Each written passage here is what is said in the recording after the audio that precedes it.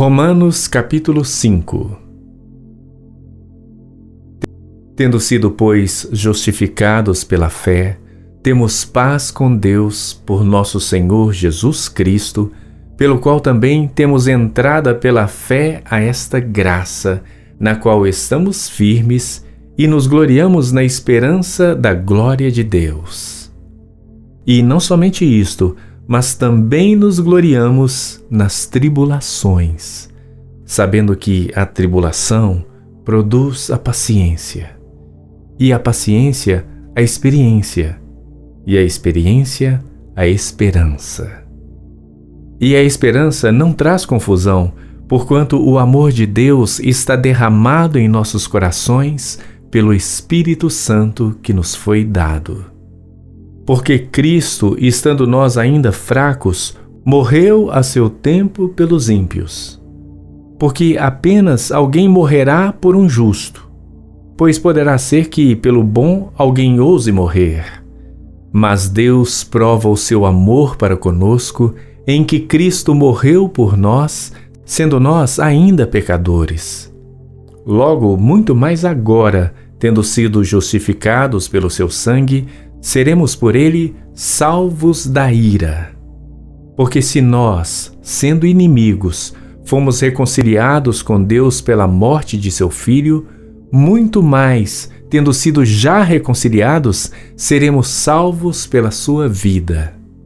E não somente isto, mas também nos gloriamos em Deus por nosso Senhor Jesus Cristo, pelo qual agora alcançamos a reconciliação. Portanto, como por um homem entrou o pecado no mundo, e pelo pecado a morte, assim também a morte passou a todos os homens, por isso que todos pecaram. Porque até a lei estava o pecado no mundo, mas o pecado não é imputado não havendo lei. No entanto, a morte reinou desde Adão até Moisés, até sobre aqueles que não tinham pecado à semelhança da transgressão de Adão, o qual é a figura daquele que havia de vir.